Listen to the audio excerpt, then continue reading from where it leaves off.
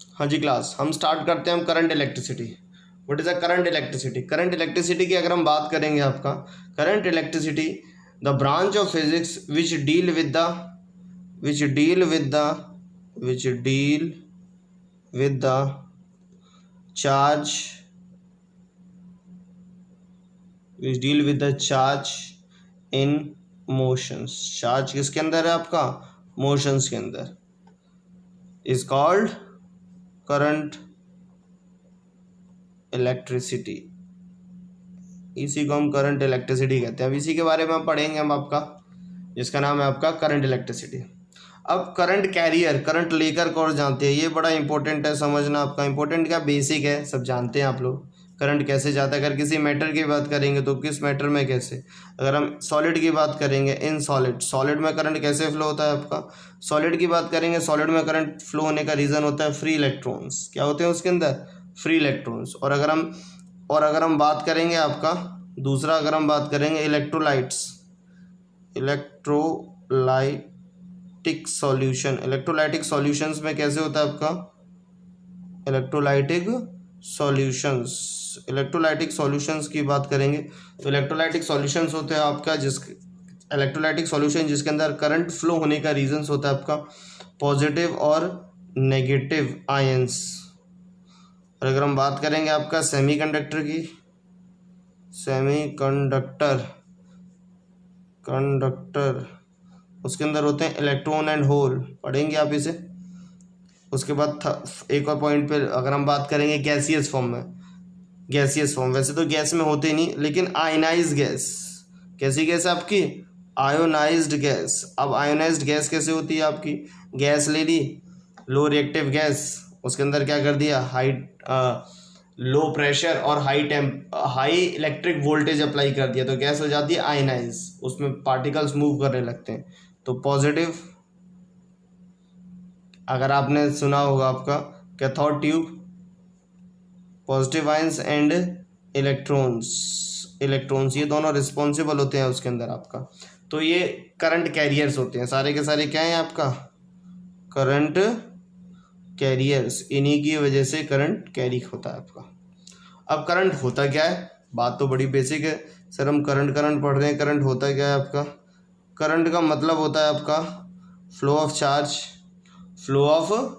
Charge in per unit time, flow of charge in per unit time, इसे बोलते हैं हम करंट, जिसका सिंबल होता है आपका आई। तो फॉर्म होता है आई इज इक्वल टू में आपका क्यू बाई टी, और इसकी यूनिट क्या होती है आपकी? A ampere. कैसी यूनिट होती है इसकी? एम्पियर यूनिट होती है, ए एम्पियर। अगर हम बात करेंगे इसकी तो I is equal to Q N into में ई अपॉन टी, ऐसे भी लिख सकते हैं इसे। तो ये होता है हमारा इलेक्ट्रिक करंट्स। अगर इलेक्ट्रिक करंट्स की बात करेंगे तो electric current is a scalar quantity. कैसी क्वांटिटी आपका? ये स्केलर, SCALAR, स्केलर क्वांटिटी है।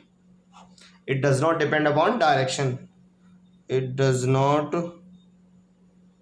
Doesn't depend upon directions. ठीक है, अब इसके बाद हम बात करेंगे आपका, इसके अंदर एक टॉपिक आता है, थोड़ा सा बेसिक्स कर लें, फिर उसके बाद अच्छे टॉपिक्स हैं आपका। फिर उसके बाद आता है इसके थोड़ा बेसिक्स करा रहा हूँ मैं आपको, ओम्स लॉ। कौन सा लॉ आपका? Ohm's law. बहुत पहले से, बहुत छोटे से पढ़ते आए हैं आपका। बहुत छोटे से तो कहने का मतलब ये है आपका 10th में पढ़ा है आपने, 11th में तो नहीं देखा होगा ये ओम्स लॉ, 10th में ही सीधा। और 10th में बहुत छोटे कॉन्सेप्ट्स हैं, बस इन्हीं में ही हो जाएगा। अभी 2-3 लाइन बोलूँगा, यही 10th का कंटेंट है, अभी तो आगे बहुत सारी चीज़ें आएंगी। तो ओम्स लॉ की बात करेंगे तो ओम्स लॉ है क्या? ओम्स लॉ कहता है आपका, it state that the current flow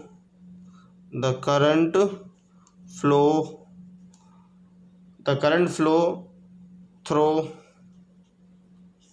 a conductor is directly proportional to the potential difference across the across the ends of conductor, और या फिर given metallic wire. V is directly proportional to I। और simple सी बात है आपका। अब proportional का साइन हटाएंगे, V is equal to I into में R। तो V भी पता है आपको, I भी पता है। ये क्या है, क्या रहा है, थोड़ा फील करने की ज़रूरत है आपका। कहने का मतलब है आपका किसी भी सर्किट के अंदर करंट उतना ही फ्लो होगा जितना उसके अंदर पोटेंशियल डिफरेंस होगा। जितने वोल्ट की बैटरी लाएंगे आप उतना ही करंट फ्लो करेगी। 5 वोल्ट की बैटरी लाएंगे तो 5 वोल्ट के हिसाब से करंट जाएगा। 10 वोल्ट की बैटरी लाएंगे तो 10 वोल्ट के हिसाब से। जानते हैं आप लोग, जितना आप वोल्ट बढ़ा देंगे, पोटेंशियल डिफरेंस बढ़ा देंगे, उतना ही आपका करंट का फ्लो बढ़ जाएगा। V is directly proportional to I, और I के जो प्रोपोर्शनल का साइन हटाते हैं तो एक टर्म लगाते हैं R, जिसे बोलते हैं रेजिस्टेंस। क्या कहते हैं इसे हम? Resistance. What is a resistance? Resistance is resistance is the property of materials which resist the flow of electric current. अगर हम बात करेंगे R की, तो resistance is the property of material. Resistance is the property of material which resist flow of current। हो गया, ये resistance होता है। अब रेजिस्टेंस हो गया आपका। अब रेजिस्टेंस के बाद रेजिस्टेंस भी अलग अलग फैक्टर्स पे डिपेंड करता है। अब रेजिस्टेंस होता क्या है? जो इलेक्ट्रिसिटी के फ्लो को रोके। तो रेजिस्टेंस की बात करेंगे आपका, रेजिस्टेंस के जो फैक्टर होते हैं, resistance is directly proportional to length of wire. किस पे डिपेंड करता है? लेंथ ऑफ वायर पे। और inversely proportional to area of cross section, जैसे हम ए बोलते हैं। कई बच्चे एरिया ऑफ क्रॉस सेक्शन में कंफ्यूज होते हैं। एरिया ऑफ क्रॉस सेक्शन का कहने का मतलब है आपका, जैसे ही आपकी वायर है, इसमें से करंट फ्लो हो रहा है, ये वायर है, ये वायर है, इसमें से करंट फ्लो हो रहा है। तो एरिया ऑफ क्रॉस सेक्शन मतलब जिस एरिया से करंट क्रॉस हो रहा है, ये पूरा करंट जब भी जाएगा तो सरफेस के ऊपर होते हुए मूव करता हुआ जाएगा। तो इस तरह से करंट जाएगा। जब इसको हम कट करेंगे तो ये वाला जो एरिया आएगा, इसे बोलते हैं एरिया ऑफ क्रॉस सेक्शन। तो एरिया ऑफ क्रॉस सेक्शन जैसे हमने ए लिख लिया, तो R is directly proportional to length upon में एरिया। जब प्रोपोर्शनलिटी का साइन हटाएंगे तो लगाएंगे आपका is equal to rho into में लेंथ अपॉन में एरिया। तो बात आती है रो क्या है आपका? Rho is the resistivity of material. ये एक किसी भी मटेरियल का एक फिक्स्ड एक नंबर है। रेजिस्टिविटी एक किसी भी मटेरियल का एक फिक्स नंबर है आपका, ये चेंज नहीं हो सकता। ये मटेरियल टू मटेरियल स्पेसिफिक होता है। और अगर इसका थोड़ा बहुत इसमें चेंज आ सकता है रेजिस्टिविटी में। वैसे तो कांस्टेंट नंबर होते हैं, लेकिन टेम्परेचर इंक्रीज और डिक्रीज करने से इससे हम थोड़ा बहुत अफेक्ट कर सकते हैं, लेकिन एक डेफिनेट फॉर्म होती है आपकी रेजिस्टिविटी। तो इसे बोलते हैं हम रेजिस्टेंस। अगर हम बात करेंगे इसकी, देखिए हो गया आपका रेजिस्टेंस की यूनिट की बात करेंगे तो इसकी यूनिट होती है आपकी ओम। रेजिस्टेंस की यूनिट होती है ओम। और रेजिस्टिविटी की यूनिट होती है आपकी ओम मीटर। क्या होती है आपकी? ओम मीटर। अब इसके बाद एक टॉपिक और आता है, हमारा टॉपिक आता है कंडक्टेंस। कंडक्टेंस है क्या? It is the inverse of resistance. It is the inverse of resistance का इनवर्स कंडक्टेंस, जिसका साइन होता है आपका G। तो G is equal to inverse of resistance. आगे टर्म आएगा आपका ये सब, और केमिस्ट्री में पढ़ेंगे। 12th की केमिस्ट्री में है ये सब चीज़ें। एक चैप्टर है आपका, अगर आपकी अभी 12th में अगर आपने मैम जो करा रही होंगी आपको, एक चैप्टर्स है, उसे बोलते हैं 3rd या 4th चैप्टर है आई थिंक। तो उसके अंदर आप ये देखेंगे आपका, इसकी यूनिट होती है आपकी साइमंस। कुछ लोग सीमंस भी कह लेते हैं इसे, लेकिन साइमंस होता है आपका, साइमंस। इसकी यूनिट होती है साइमंस, और उसकी होती है आपकी इनवर्स ऑफ ओम। ये होता है कंडक्टेंस। कंडक्टेंस, उसके बाद आता है आपका एक टॉपिक कंडक्टिविटी। कंडक्टिविटी किसकी बात कर रहे हैं हम? कंडक्टिविटी। देखिए कंडक्टिविटी की बात कर रहे हैं। कंडक्टिविटी होता क्या है?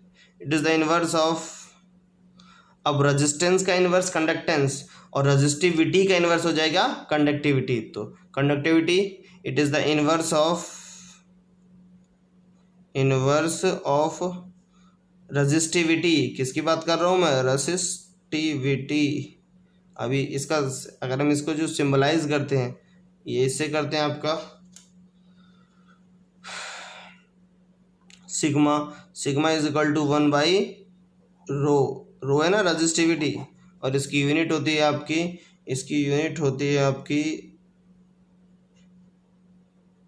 Inverse of ohm metre. Inverse of ohm metre. और दूसरी यूनिट होती है इसकी साइमन पर मीटर। एक यूनिट ये और एक यूनिट ये। ठीक है, ये आपका फॉर्म हो गया। इसके बाद हम बात करते हैं आपका, देखिए बात करते हैं करंट डेंसिटी की। किसकी बात करते हैं? Current density. करंट डेंसिटी होता है क्या? Amount of current flow in a per unit area. एक पर यूनिट एरिया से कितना करंट फ्लो हो रहा है उसे बोलते हैं उसकी करंट डेंसिटी, जिसे सिंबलाइज करते हैं जे से। आई करंट, इसके देखिए करंट डेंसिटी डिफाइन कर रहे हैं, सीधा नाम से पता लग रहा है, आई अपॉन ए, करंट अपॉन में एरिया। तो देखिए एक वायर है जिसके ऊपर से करंट इस तरह से फ्लो हो रहा है, करंट इधर की तरफ फ्लो हो रहा है, और दूसरा कंपोनेंट कौन सा? एरिया। और एरिया, अगर हम किसी भी चीज़ का एरिया वेक्टर देखेंगे तो एरिया वेक्टर आपका हमेशा परपेंडिकुलर होता है आपका सरफेस के आपका, तो इस तरह से फॉर्म होगा आपका। दैट मीन्स ये इस तरह से ये करंट डेंसिटी जो कैलकुलेट की जा रही है, जो दो कंपोनेंट्स है जो दोनों एक दूसरे के क्या है आपका परपेंडिकुलर, तो इसके अंदर हम बात करेंगे तो वेक्टर, ये क्या हो गया करंट डेंसिटी आपका? Vector quantities. कैसी क्वांटिटीज आपकी? Vector quantities. चलिए अब आगे हम बात करते हैं इसके अंदर आपका रिलेशंस बिटवीन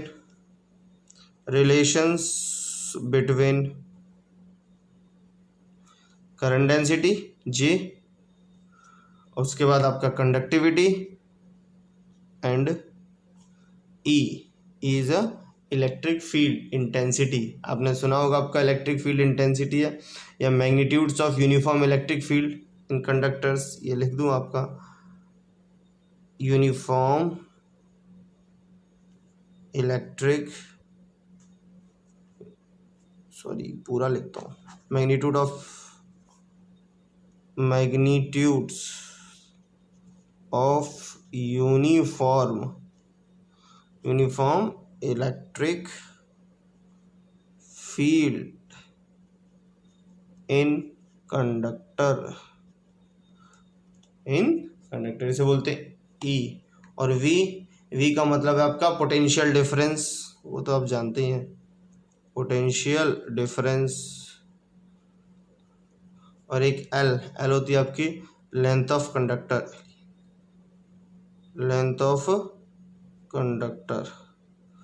अगर हम वी की बात करें तो वी का रिलेशन ले लेते हैं, V is equal to I into में R, relation first Ohm's law. और एक और हमने करा था आपका वी के regarding, V is equal to I into में आपका आर या फिर एल, लेंथ सेपरेशन करा था ना आपका। तो ई इंटू में एल, ये दो हो गए आपका। अब इन्हें कंपेयर करते हैं, हमें पता है वी नो, हम जानते हैं V is equal to I into में आर की जगह मैं लिख सकता हूँ रो लेंथ अपॉन में एरिया। अब आई अपॉन में ए क्या हो जाता है आपका जे करंट डेंसिटी इंटू में रो इंटू में लेंथ, और वी पोटेंशियल की जगह ई इंटू में एल, ई इंटू में एल इज इक्वल टू में जे इंटू में रो इंटू में एल, लेंथ से लेंथ कटेगा तो लेंथ से length, E is equal to में क्या आएगा जे इंटू में रो। एक तो ये फॉर्म आ जाएगा आपका जे इंटू में रो, जे आपका करंट डेंसिटी इंटू में आपका रेजिस्टिविटी, करंट डेंसिटी इंटू में रेजिस्टिविटी। और अगर हम बात करेंगे दूसरे फॉर्म में आपका, तो अगर हम बात करेंगे आपका जे,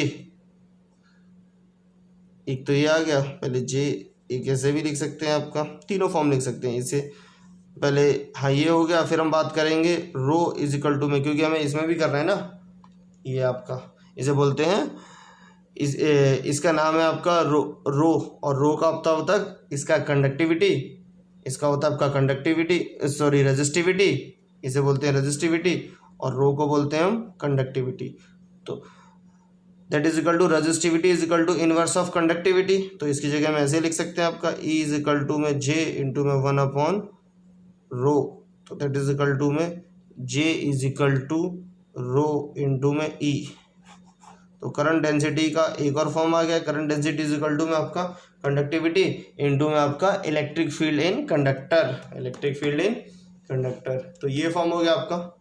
इसके बाद हमारा जो इम्पोर्टेंट टॉपिक आता है इस चैप्टर्स के अंदर, वो होता है आपका drift velocity of electric carriers या करंट कैरियर, उनके बारे में करेंगे हम फिर।